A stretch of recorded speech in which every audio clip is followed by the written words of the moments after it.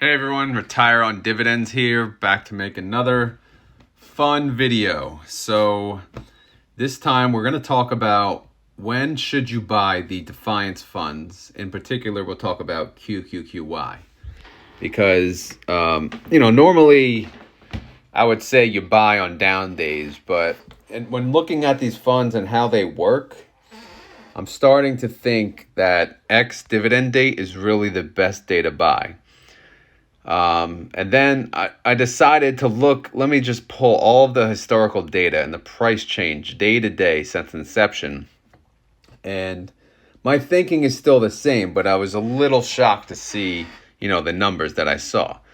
So what you see on the screen right now, let me just go through each column.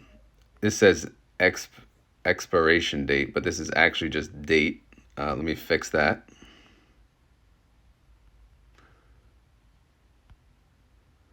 So this is going across date.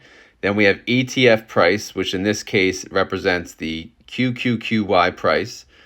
Gain and loss amount per day. So it'll compare the prior day, and show the amount change. And then the other one is a running total month to date change. And then column E is, gain loss percentage per day. And then we have a gain loss percentage month to date, which adds, the total for the month as we go. So if we look at the September 15 date, QQQY was priced. Keep in mind, this is the open price, by the way, not the closed price. I was only able to gather the open price for the prior data. As you know, in my data, which I only had up to a certain date, I pulled the closed data. But for the most part, you'll get the point. You'll get the gist when looking at this. So September 15th, QQQY was $20.14. September 18th, QQQY went down to 1987, which is a 27-cent decrease and a 1.34% loss. So going to the next day, QQQY went up 2 cents, which now obviously changes in column D, the month to date total change to 25 cents. The day change is up 0.1%, and then the month to date is 1.24%. So, I'm not going to go through every day. I'm just going to scroll slowly, but you can see, okay, it's been going down, and then we had a big down day here, went from 1998 to 1956, which is a loss of 2.1%. So our month to date now is 2.89. And then another loss the next day, 0.46%. And then, right before X date is in yellow, we had another loss. Oh no, we had a gain of 1.44%. So kind of ended at, month to date, right before X date, we were down to 2.01%. So what does that tell me? If the ETF price went down from inception to the day before the X date, this tells me that they lost more than they made. However, as you know, that first payment was $1.10. So that may have represented, truly represented the intrinsic value. I'm sorry, the extrinsic value. There would be, essentially the intrinsic value would have been a loss at this point, but that 110 was probably the extrinsic value.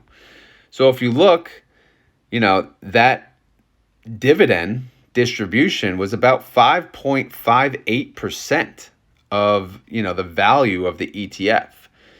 And then if you look at the total income, they did not make income. They made extrinsic value, but when you take the losses into consideration, it's showing that they lost money. Because if they made more than they lost, the price of the ETF would have ended above the original price when it launched. So since they were down 2.01%, they actually still paid out a large distribution, which put them now down 7.54%. So again, there was no X date before this, but this is like the first X date. So I would say, okay, it's a good time to buy the ETF. However, if you scroll ahead, right, 1864, we started. Okay, so let's go back to the original X date. So X date, good price, 1864, yes.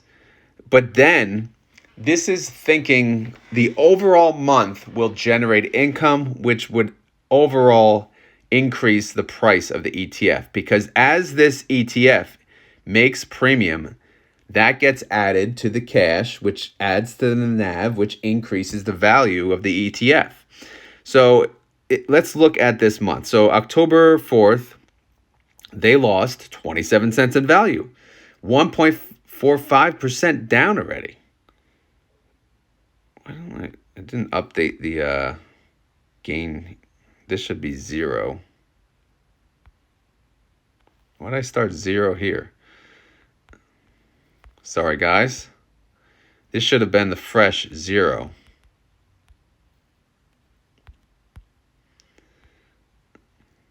Yeah, 1864, fresh 0. Sometimes you got to learn while you talk. So the first day, all right, it's already down 1.45%. So, okay, now's the buying opportunity, right? Ex-dividend date was the buying opportunity, but now it's another buying opportunity. And then the next date, okay, it goes up 16 cents. Okay, good. But then it goes down again. But then it starts to recover. Okay, now it's in the $19 range. So our buying opportunity is gone, right? But then it goes down. Again, let's keep in mind the price at X date. Price at X date, 1864, right? Oh, it goes back down here, 1860 on October 20th, 1838 on October 23rd, 1821, 1809 towards the end of the month. So basically, in that month, in the month of October, buying on X date was not necessarily the way to go, because if you waited a little longer, you would get a better price. However, it wasn't really, it wasn't worth it, like to wait, because you could lose. You're more than likely, going to lose the opportunity to buy the price at X date, because typically, they seem to be more successful, at least as of late, than not. And that'll show on the next month. But anyway, ending price right before the next ex-dividend date is $18.39. And if you look at the prior ex-dividend date, it was 1864. Okay. So overall, they're down 0.09%. But they paid $1. $1 was 4.89% of the value. So again, they overall lost money, but they still paid out. I'm sorry, the dollar was 5.44% of the value. They paid out 5.44%, even though they lost 0.09%. So again, this is the thing. They're going to pay you, which, by the way, this is return on capital. I didn't see any documentation of it. At least, again, this is what I think. I'm not a financial advisor. This is not financial advice. So just take this video as fun and entertainment.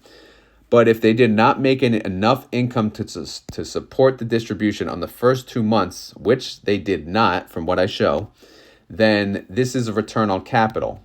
Which the good part is, okay, we don't have to pay taxes, but the bad part is the value of the fund is going down. However, things have turned around the month of November, and this is when I started tracking it.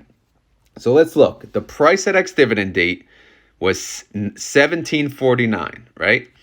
And then the next day, they made money. The next day, they made money. Next day, they made money. The next day, they made money. So, a week later, they're already up 2.66%. Okay. So that's 1749. If you look, keep scrolling. That's gone. That opportunity is gone. They keep making money. You know why? Because they sell puts and they either broke even or they made a profit. Obviously they made more profit than they had losses. So they ended the day before ex-dividend date. They made 5.36% of, for the month. And they paid out, if you look in the yellow, the distribution was 93 cents. This was recent. This is 5.04%. So they did not pay out all of it. They left some NAV reserve into the fund. And if you look at the latest ex-dividend date, which was 12/1, the price was now $17.60. And guess what's going to happen from that point on? The price of the ETF, if it does what it's supposed to do, will continue to go up day by day, because every day they sell the put, they get a premium. That premium goes into cash, which increases the net asset value, which increases the NAV, which increases the price of the ETF. And as that price increases throughout the month, they're going to pay out a portion of it, 90%, 95%, whatever. And then guess what? That next ex-dividend date, it'll drop by that value all over. If this worked out perfectly, right? So we're 1760, right, as of the last ex-dividend date. So let's say they make $1 in total profit per share, right? $1. So you take that and you add $1. And then the value at the end of the month of the ETF is 1860. Okay, they're going to pay you a distribution of 90 cents. Great. So now the value at the next ex-dividend date is the 1860 minus the 0.9, it's 1770. So it's an ongoing cycle, right? So the latest ex-dividend date was 1760. If we continue to do well and we make more premium than losses, then guess what? The same thing is going to happen. We're going to be in the mid-18s or so, and we're going to pay out a nice premium, 90-cent range probably. And guess what? We're going to drop back down to the 17s. So as long as they can keep this up, the ex-dividend date is really the time to buy it. Obviously, if the index tanks one day and it goes below what it was on the ex-dividend date, then that's also another buying opportunity. But to keep it simple, what I would do and what I'm going to do is when I plan to buy this fund, I'm just I'm probably going to buy it on every ex-dividend date. I'm just going to save up what I can. I say that now. It's hard for me to leave buying power on the table, but I'm going to try, and I'm going to buy on ex-dividend date. I did it this time, and I bought it the 1760 range. And I'm hoping it's just going to go back up to the mid-18 range, maybe even more, and then it'll pay out a portion of it, leaving some for the NAV recovery, so that my average would be now above, or I'll say my average cost basis would be below, at some point, could be below the ETF price. I know that's harder to get to than you think, but it is a possibility. If they continue to make money and they continue to make more money than what they pay out, it is a possibility that this fund can stay level or even go up. It's more than likely, like the first 2 months, they had bad months. Let's be real here, guys. They lost money. So you got paid your own money, essentially. At least that's what it looks like. But what happened the last month is exactly how the fund should work. And if this is how the fund works, then great. See, what I'm wondering now, like, say they make 50 cents next month. Are they still going to pay 90 cents? Or are they actually just going to pay? I know that the first 2 months, they didn't make any money. But they paid $1 probably just to boost morale. Who knows? But the last month, okay, they made how much? 5.36%. I think they made like 96 cents, 97 cents, whatever. They paid 93 cents. Okay, great. They left, a few cents to leave into the NAV. Awesome. But what's going to happen if they make 50 cents? Are they going to pay us 50 cents, 48 cents, or are they still going to pay us in the 90-cent range? That I'm curious. And obviously I'll find out because I'm tracking this on a daily basis. But yeah, so in summary, the point of this video is to talk about when to buy these funds. And again, if these funds work as intended, the best day to buy them is ex-dividend date. But obviously, keep in mind the price at ex-dividend date. And if you see that index tank any one day below that ex-dividend date price, then you have a buying opportunity right there. And these funds can continue to go down and down. If we're in a bear market, if it's very, very bearish every day and we get kind of hammered each day and we keep losing more than we gain, these funds are going to be hurting. But, I'm going to keep averaging down in the meantime, and I'm going to hope overall the market will go up in time. A couple bad days could kill us, but it could hurt us. I'm not going to say kill us. It could hurt us, but again, so far these funds are amazing. I'm saying that even though we lost 2 out of 3 months, that last month was just perfect. They just nailed it, And I hope to see that this month. Santa Claus rally, whatever, right? Let's hope for the best. But anyway, I really hope that made sense to you guys. But yeah, in summary, to keep it simple, ex-dividend date is a really good time to buy. But keep in mind, if you buy on ex-dividend date, you won't qualify for that next payment. If you buy before ex-dividend date, you will qualify for that payment. However, you'll be buying at the high price, right? So if you buy it at ex-dividend date, at least, your average will be pretty low, and then you'll get the following month's payment. So your yield on cost will be much better. So, but if you really want the payment, obviously you can buy it at the higher price before ex-dividend date, but that's not my game plan. My game plan is always to have the best return on investment. And in order to do that, I got to get the best price of the fund, that I can. And one way to do it is buying on ex-dividend date. So we'll see. Again, I track these daily. We'll see how this month goes, the month of December. And we'll see if that holds true. Like, we'll look at the ex-dividend date price, and then we'll see how it goes. If it stays above that ex-dividend date price throughout the month, then yeah, that was your buying opportunity. If it happens to go below that, then okay, there's other buying opportunities. Great. But, in summary, more than likely, they'll make money throughout the month, and it'll stay above the ex-dividend date price. So anyway, I kind of rambled, but like I said, in summary, if you want to get the best bang for your buck, you want to buy on ex-dividend date. Again, this is for QQQY, this is for jepy, and this is for iwmy. This is the Defiance ETF funds. Yield Max, not so much. I can't say the same statement for Yield Max because they work differently. So if you guys want a video on when to buy Yield Max, obviously I could do that too. But this one was very straightforward, very easy. These funds are very easy to understand. And if you guys still don't understand, I do have a video.